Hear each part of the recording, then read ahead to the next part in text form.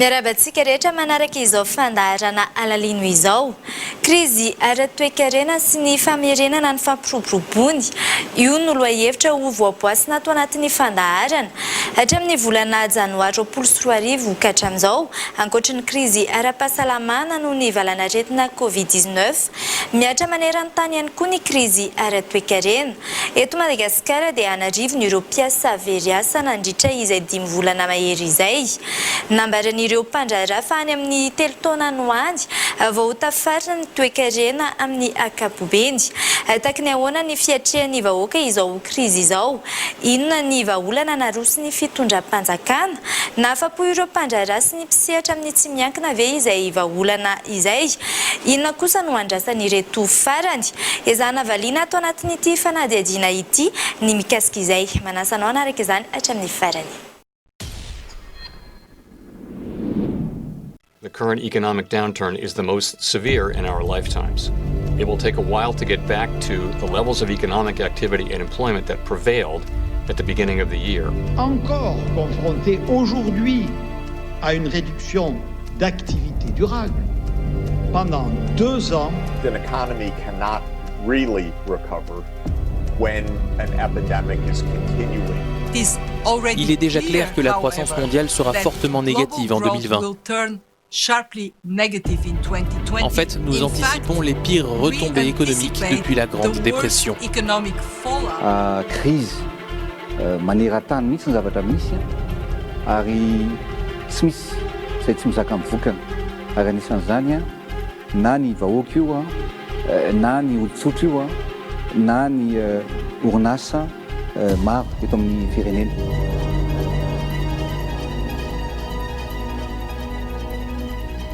Roapolo sy roa arivo taona ny totonganan'ny toe-karena maneran-tany. Ankoatry ny krizy ara-pahasalamana, saika voakasiky ny krizy ara-toe-karena avokoa ny firenena rehetra, isan'izany i Madagasikara.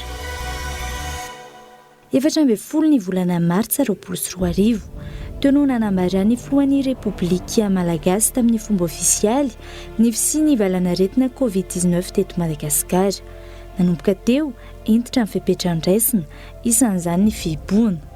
Fiboana ny totao anatin'ny herinandro maro an'Antananarivo renivohitra sy Toamasina, izay niteraka faty antoka miompampana tamin'ny sehatry ny tsy miankina maro. Septambra 2024, 5 volana mahery nisian'ny Covid-19 teto Madagasikara, niverina tsikelikely amin'ny fiainana andavanandro ny rehetra, misokatra tsikelikely ny lalana, miala tsikelikely amin'ny fiboana ny faritra sasany, na izany aza tsy mbola tafaverina amin'ny laoniny ny toe-karena. Eto namontana no misy ity vehivavy iray ity, mipetradrery ary niasa tamin'ny zone franche, isan'ireo nahato tamin'ny asa noho ny krizy ara-toe-karena.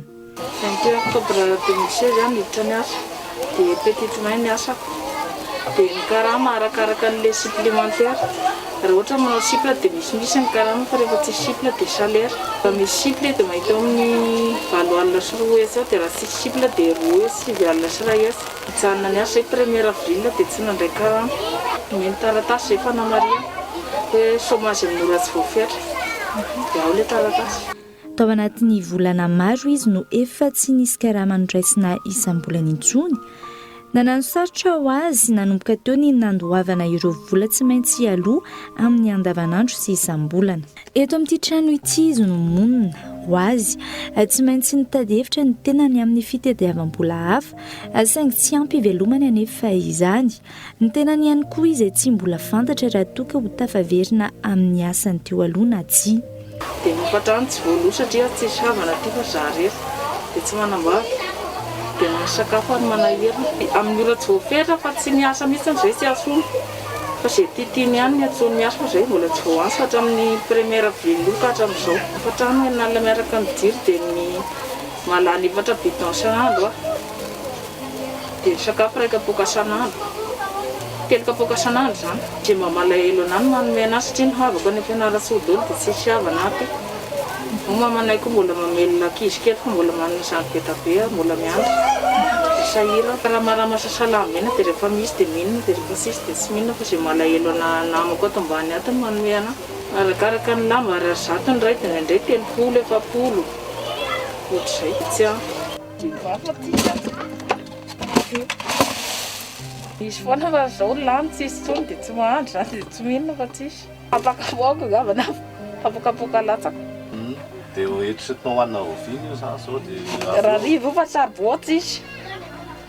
Ohatra iray ihany iny vehivavy iny, anarivo ny raha ny fanazavaan'ireo tompona orinasa, mpisehatra ary sendika no voakasiky ny fandroana sy fahaverezana asa nandritra sy taoriany ireny fiboan-dreny.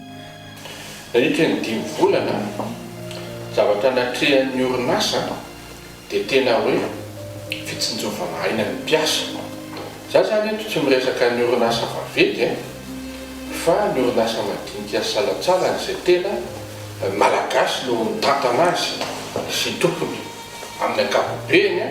Ny orinasa madinika salatsalany tena nandihy fotoan-tsarotra mihitsy satria fa efa nividin'ny olona miaina dia tsy afaka miasa ny olona, nefa ihany koa ny vola eto mamokatra tsy ampivelively.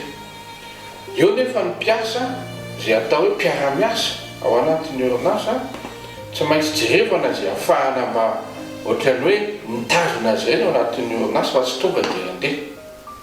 Izany hoe fitazomanay na eo amin'ny lafiny famokarana na eo amin'ny lafiny asa zany no tena nataon'ny orinasa. Misy afaka atao hoe niodina amin'ny apahana. Raha ohatra ka ny atotanisa vao eto an-tanana raha ny orinasa izay mikambana ato anatin'ny fisym-pamba nisy teo amin'ny 80 isan-jato teo tena atao hoe niodina tamin'ny apahana. Fa nisy dia tena nijanona tanteraka mihitsy, zany hoe tsy niodina intsony, tsy mampidi-bola intsony, ary efa tsy mampidi-bola intsony na dia kelany dia tsy maintsy mampijanona mpiasa. Eo nisy teo amin'ny 5 isan-jato ny mpikambana teo tratran'izy io. Ao ny mpisehatra eo amin'ny fitaterana olona indrindra, teo ny mpisehatra amin'ny fizahan-tany izay firaha-mahalala. Teo ihany koa ireo misehatra anatin'ny tsy ampoisinao ny fambolena sy ny fiompiana ka matetika nefa ilay toeram-piasana ivelan'ny faritra misy ny foibean'ny orinasa, tsy afaka mandeha, tsy afaka manara-maso dia tsy afaka mampivezivezy ny olona sy ny fitaovana rehetrarehetra zany tao anatin'ilay izy. Fa misy anankiray tena hitako hoe niaran'ny mafy mihitsy ihany koa hatramin'izao mihitsy, hatramin'izao tsindriana mihitsy dia mpisehatra amin'ny fitrandrana ny arena kibon'ny tany. Le petite mine zany resahana satria zao mantsy ny fitaom-piasana anatin'ny fitrandrana arena kibon'ny tany amin'ny petite mine dia rehefa mitsaratra amin'ny fahavaratra ka hatramin'ny volana oktobra eo novambra izay hitombohan'ny fahavaratra indray. Nefa amin'io fotoana io fibony tsy afaka mivezivezy ny olona, dikan'izay zany tsy misy asa mihitsy natao fa dia mipetraka fotsiny ianao dia atao hoe mizaka n'le fandariana tsy maintsy atrehana, tsy maintsy azo elana, kanefa ny olona sy ny mpiasa any ambanivohitra any tavelana.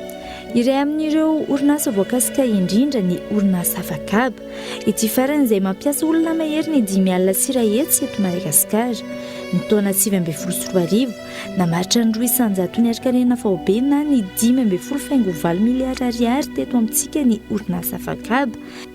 Saingy noho ny Covid-19 nefa dia nihena ary saika tsy nisy mihitsy ny fiodonan'ity sehatra asa ity.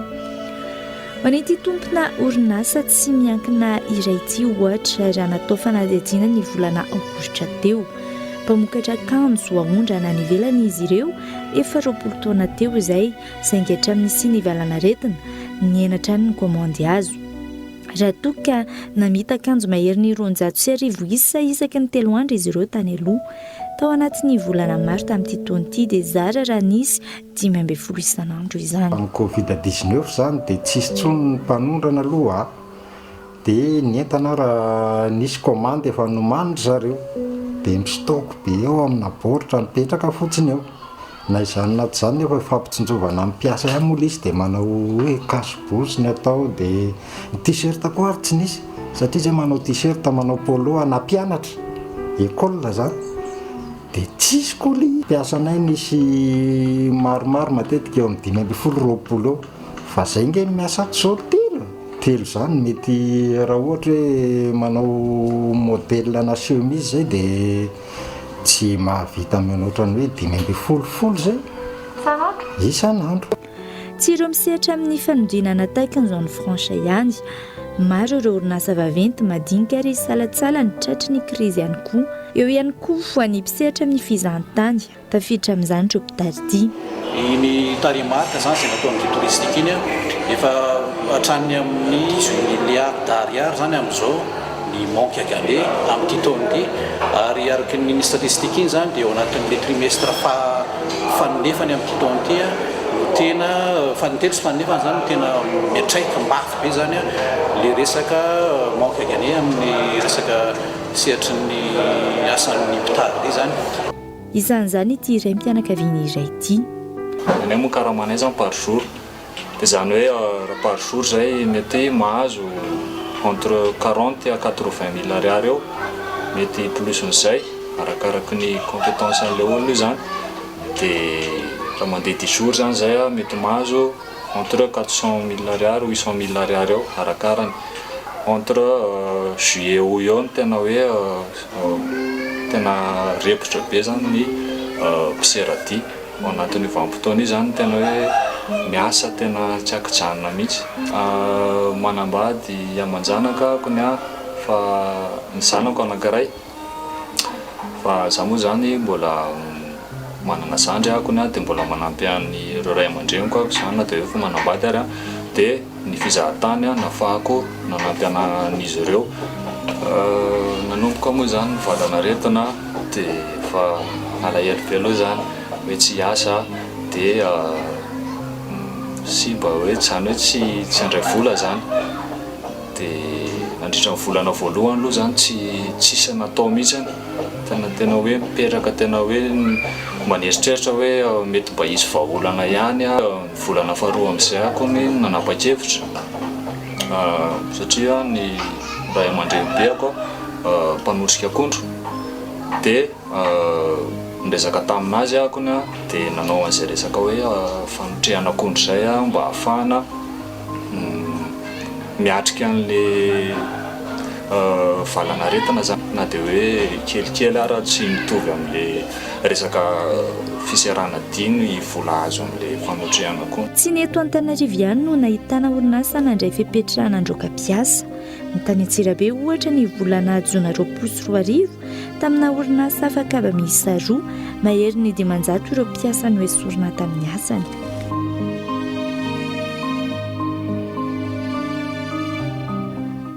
Miompampana raha ny fanazavana ny fatiantoka nahazo ireo orinasa tsy miankina. Maneho izany ireto tasy salanisa manaraka ireto raha nitatra avy amin'ny banky Foibe Madagasikara ny volana May lasa teo ho an'ny 3 volana voalohany taona 2024. Ny -73,6% ny IAE na ny indicateur synthétique des activités des entreprises raha toka 400 izany tany amin'ny 3 volana faha-4 ny taona 2024. Ireo orinasa madinika salatsala no tena niara-nio fiainan'ny famokarana sy ny asa atao io. Raha nitatitra avy amin'ny banky Foibe Madagasikara ny valiny volana May lasa teo hatrany, ny secteur tertiaire na ny sehatry ny varotra sy ny tolotra omena no voakasika indrindra ny krizy ara-toe-karena nateraky ny Covid-19. Izany hoe nienatra amin'ny 8,5% ny sehatra asan'izy ireo raha toka no vinavinaina hiakatra 5,2% izany ho an'ity taona ity. Manaraka azy ny secteur secondaire na ny sehatry ny industrie izay niena lasa mandina ny 2,2% ny famokarana raha 7,4% ny vinavina tany aloha, ary ny secteur primaire na ny sehatry ny fambolena, fiompiana ary ny jono izay vinavinaina ho 3,1% amin'izao ny famokarana rano tombanana 4,1% izany tany amin'ny fiandohany taona tany. Ohatra ny arany tsy fidirany vola tokony hiditra na ny manque à gagner ny kompania tsaradia tao anatin'ny 5 volana ny sy fiboana izay nahitana fanafoanana famandry-toerana mahery ny 2 arivo sy real, mitentina mahery ny 4 tapitrisa $, ny vola tokony hiditra tsy niditra na ny manque à gagner izy ireo. na nanomboka nisokatra aza ny sidina anatiny mila fotoana ny famerenana ny fiodinam-bola raha ny fanazavana étude nataon'ny IATA zany hoe tena le faratapony amin'ny transport aérien sy no ACI afaka telo taona any izy vao miverina normal irany votovo zao tiako lazaina atsika mbola tsy fantatra fa mety hoe afaka mety taona na ohatrany vao tena hoe araky le fiteny hoe vitesse de croisière mitovy amin'izay ihany koa ireo orinasa tsy miankina hafa ao anatin'ny fihiboana tsy misy mihitsy ny asa famokarana ary kely dia kely ny asam-barotra zany hoe zany lasa nytotongana mihitsy ny toe-karena na ny tolotra na ny tinaty rehefa mizoratsy kelikely amin'ny fananefahantsika amin'ny fihiboana na le déconfinement partiel dia dikan'izay mandesy kelikely koa zany ny tinaty amin'ny mandeha miaraka sy kelikely koa araky ny fiakaran'ny tinaty ihany ny famokarana zay zavatra misy izany hoe zany tsy mbola mahazo akory ny lentan'ny asa talohan'ny fihiboana ny lentan'ny asa sy ny sehatr'asa amin'izao fanombohan'ny déconfinement zao zany hoe le niveau d'activité zany tsy mbola mahazo akory ny atsasan'ny talohan'ny fihiboana mandeha mindalana io raha ny kajikajinay tao anatin'izy io dia eo amin'ny angina indrindra 20 volana io zay vao atratrany niveau d'activité talohan'ny fihiboana fa eo amin'ny 20 volana ka hatramin'ny 20 volana io zany taona sy tapany vao tena azo an'le lentan'ny asa talohan'ny fihiboana iny dikan'izay tsy afaka mihitsy zany ny orinasa hoe manomboka ny déconfinement partiel dia tonga dikitra iveriny asa daholo ny mpiasa rehetrarehetra tsy miankiny io amin'ny fisian'ny tsena fisian'ny commande ataon'ny client io zay vao mandesy kelikely ihany koa ny famokarana ary ilana amin'ny fampidirana azy kelikely ny mpiasa ankoatra izay nahitana taratra ny fitotongana ny toe-karena ihany koa ny sandany ariary izay ny amaivandanja-trany 7 ariary ohatra ny euro tany amin'ny fiantombony volana janoary 24 tany nananika ny 507 ariary kosa izany tamin'ity volana septambra ity elanelana 700 ariary teo eo tao anatin'ny volana vitsivitsy antony io ny fahavitsiny vola vehinimitra eto amintsika no ny fahavoazany setry ny fizantany tato anatin'ny enim-bolana voalohany taona eo ihany koa ny fiatoan'ny fitrandrana lehibe isan'izany tao Ambatovia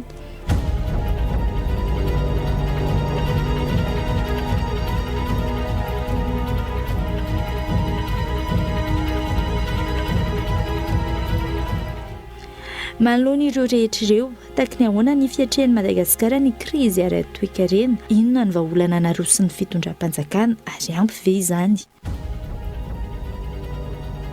tany amin'ny volana aprily tany hoany dia efa nisesy ny antso nataon'ireo sehatra tsy miankina manoloana ny tokony hanohanana azy ireo mba tsy toy ny fa tsy antoka samihafa sesesy ny fipetranon-draisina isan'izany ny fiverenana tsy kelikely tamin'ny fiainana andavanandro ny fafana miasa fanemorana ny fandoavan-ketra sy ny maro hafa taorian'izay nanapa-kevitra ny fitondram-panjakana ny sokafa ny sidina anatiny nanomboka ny voalohan'ny volana septambra 2024 teo ihany koa ny fisokafan'ny Nosbe manomboka ny volana oktobra ny sokafan'ny zotra maromaro nasionaly sy rezionaly tanjona tamin'ireo fepetra ireo ny amerenana tsy kelikely ny fizahantany anatiny sy ivelany ny anodinana ny toe-karena ary ny anazarana ny vahoaka indray ny fivezivezena taorian'ny fihiboana plan multisectoriel io no paikady napetraky ny fitondram-panjakana hiatrehana ny valanaretina covid-19 na izany eo amin'ny lafin'ny fahasalamana ny lafin'ny sosialy fampianarana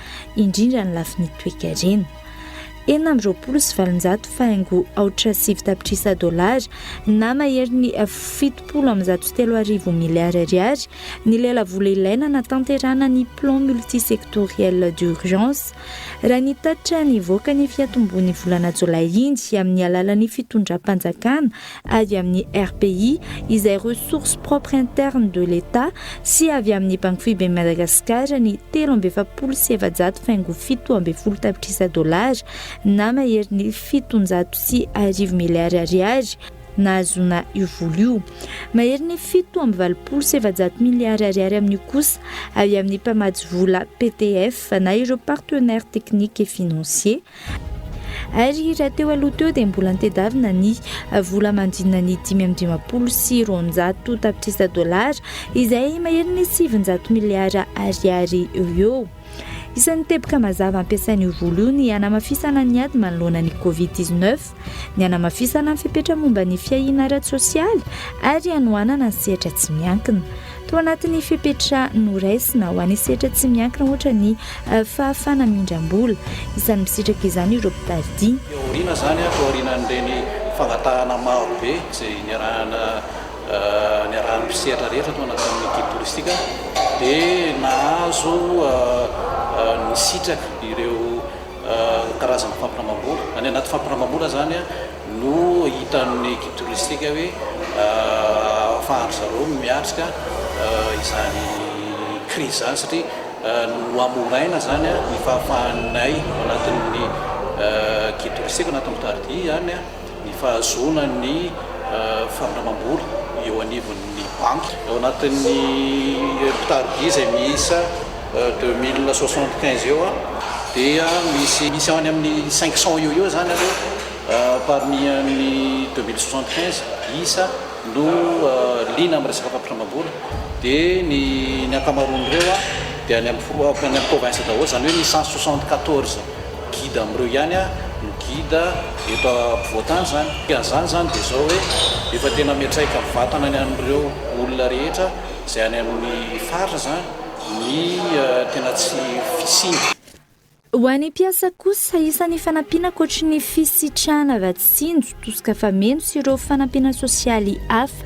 Napetraka ihany koa ny fahafana mindram-bola eo amin'ny CNAPS araka ny tatra ny fiatombon'ny volana septambra. Mpiasa mandrina ny 5,3 alina no efa nisoratra anarana sy nahafen'ny fepetra afaka misitraka izany. Tsy ny rehetra nefa no afaka mindram-bola fa miankina amin'ny toejava maromaro.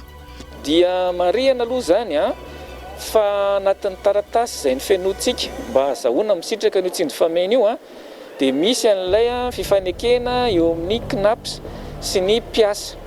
Ao anatin'io fifanekena eo amin'ny CNAPS sy ny mpiasa io dia manaiky le mpiasa hoe raha toa ka miala tao amin'ity orinasa ity dia alana ao amin'ny compte-bolako izay tavela ao anatin'ny orinasa zany hoe le solde de tout compte zisitsika ny ambony izay tokony alohako amin'ilay famerenana zany an'ilay tsindry fameno.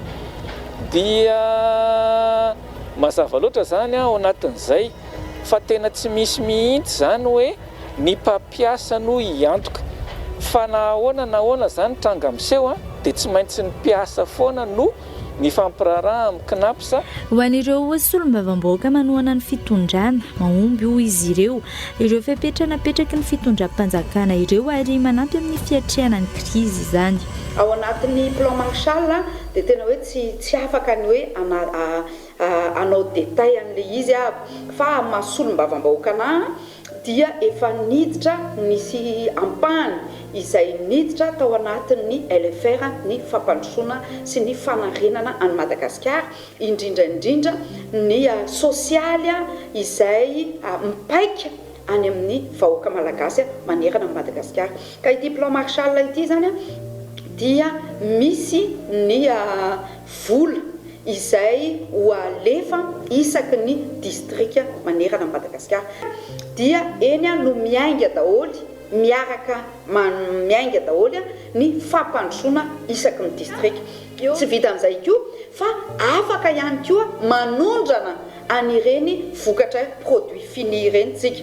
Raha tsy teny ihany koa ny orinasa Gaskara izay niforona sy tamin'ity amehana ara-pahasalamana ity ireny fiara ireny dia sady jifaitsika eto Madagasikara no afaka ihany koa exportena na hoe aondrana any ivelany.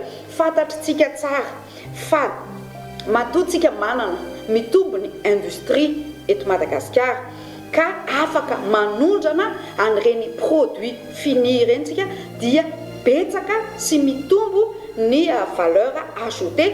Misy kosa ireo milaza fa tsy ampy ny fepetranodraisiny. Fa le amin'izao fotoana izao no tena olana be amin'ny resaka fampitrosana io ny kamarady ka tsy le olona tena tsy miatratra ny chômage technique le mbola tsy miverina miasa le tratra ny licenciement économique tsy reny mahazo azy zao hoe zay zao nandritry ny 10 andro nidina teny amin'ny terrain teny amin'ny orinasa nanontany tsy zay ny mahazo a dia le mpiasa mbola miasa amin'izao fotoana zao rehefa niasa teo zany hoe le chômage technique miverina miasa reny zany mahazo ao ihany koa le hoe nisan'le condition izay navoaka hoe ny orinasa izay nalo latsakemboka hatramin'ny faran'ny taona 2024 ny zava-misy amin'izao fotoana zao any a dia ny mpiasa alaina foana mpiasa zany hoe ilay ray isan-jato ao amin'ny isam-bolana fa tsy narotsaky ny orinasa any amin'ny knaps dia tsy éligible zany ilay orinasa tsy mahazo zany le mpiasa ao anatin'izay zay mbola tsy nahazo fanampianana tany amin'ny knaps na tany amin'ny fanjakana mbola tsy nahazo zay zay le nahaino teo tany am-piasana dia hoe zay chômage zany tsy mahazo fa le ao anatiny mahazo. Tafiditra anatin'ny fepetranodraisiny filohan'ny républicaine koa ny plan Marshall miompana amin'ny fananganana fotodrafitrasa samihafa. Tanjona amin'izany raha ny fanazavana ny tombony asa sy ny fotodrafitrasa maharitra ary ampihodina ny toe-karena 1043 milliards d'ariary zay napetraka ao anatin'ny loi de finance rectificatif anaovana asa maro be manerana ny district manerana ny Madagasikara fanaovana ny université fanaovana ny barao-mpanjakana isan'ny tokony izay efa misy io hitanareo amin'ny fahitalavitra reny zao dia efa mandeha daholo ny fanaovana hôpitaly manerana ny district ny fanaovana an'ireo trano rehetra ny fanaovana ny fanamboaran-dalana 1250 kilometatra lalana ao amboarintsika amin'ity taona ity mba azonareo an-tsaina ve zany vola lazaiko zany 1043 milliards ariary hoentintsika hiteraka asa maro be anaovana fotodrafitrasa eto amintsika.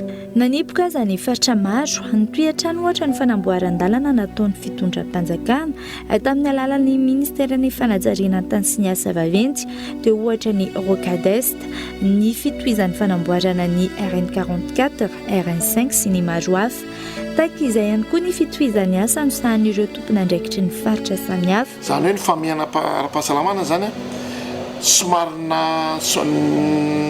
nataraky kely fotsiny an'le fampandrosoana eo amin'ny fotodrafitrasa fa le izy kosa dia izay zavatra voasoratra tao anatin'ny budget zay natao tao anatin'ny programme anasanay dia nitanterahana daholo le izy. Le rythme angamba raha toko hoe nandeha 50 km/h tamin'ny raha ohariko amin'ny tomobile le izy raha tamin'le nisan'le ataoko hoe fioboana teo tsy niasa mihitsy fioboana tanteraka nisy tsy niasa tapakandro zao angamba antsika 120 km/h tena andeha mafy mihitsy ary io tena misy impact be eo amin'ny resaka économique satria lasa manome asa ho an'ny le olona eny amin'ny toerana ary lasa manana fotodrafitrasa ho ampiasaina ny atao anatin'ny faritra Alamanga ary ohatr'izay daholo era Madagasikara. Ny aza ny tiako tenena dia zao hoe mahazo matoky ny vahoaka malagasy fa tsy maintsy tafarina ny toe-karena. Afaka afiriana no tavaverina nefa ny toe-karena. Ahoana no ahafahana manatanteraka izany? Samy manana ny heviny manoloana io na ny mpahay toe-karena na ireo tompona orinasa na ihany koa ny fitondram-panjakana. Ao anatin'ny fotoan-tsarotra ara-bola tsy ny firenena ihany fa ny orinasa izay mamokatra mihitsy. Dikan'izay zany tokony raha ny fahitana azy rehefa nangatahana moa fa tsy mbola nahazahoana valiteny mahafapo dia hoe mba misy ny fanafoanan-ketra ho an'ny orinasa izay tena tsy afaka intsony. Ina moa ilay orinasa tsy afaka intsony? Efa fantatra fa mijanona izy. Ary misy ara-mijanona amin'ny ampahany fa efa tsy mahaleo sara amin'ny vidiny satria tsy misy ny tsena dia lasa faty antoka zany efa jerevana ny asa vita. Zavatra efa nangatahana moa satria zavatra hita any amin'ny firenena maro mitovitovy lenta amintsika ihany koa dia tena hoe fanomezana vola mihitsy tosika ho an'ny orinasa ahafahany zany mividy ireo akora rehetrarehetra sy miasika ny farafahakeliny amin'ny fanodavana karama mampiasa dia mba mihodina. Kanefa moa tsy nahazo atao hoe valiteny mahafapo koa mikasika an'izay zay trano zay tsy ny fanjakana aloha io nefa na izanany zany a tokony heverinay hoe nisy nidinika ny fanaovana zany teo amin'ny latabatra boribory amin'le hoe dialogue public privé fa ny anankiraiky io hitako hoe hitanay mihitsy moa zany hoe zava-dehibe lesona zany misy tombo ao anatin'ny fiobona iny hoe tsy maintsy a isika eto Madagasikara zany mamokatra ny entana rehetra ilaina amin'ny fanjifana andavanandro eto an-toerana ihany. Mahakasika ny relance économique dia manana ny sosokevitry manokana zany dia ny hoe mba mitady fomba mazava sady entitra tsy mavesatra amin'ireo mpandrara ny fanjakana mba hidirany moramora ao anatin'ny sehatry ny ara-dalàna satria io zany rehefa mbola hijanona amin'izao ihany tsika dia hiteraka olana goavana. Ny resaka anankiray zany dia ny knapsa zao dia ho anay mpampiasa zany dia mavesatra loatra ilay 13%. Ny eritreretiko satria io zany hitsijovana n'ilay fisondrony ny mpiasa dia mba hoe raha mba midina 10% io na 8% zany dia mba manantena fa betsaka no tsy menomenona ny hoe lafo loatra ny 13%.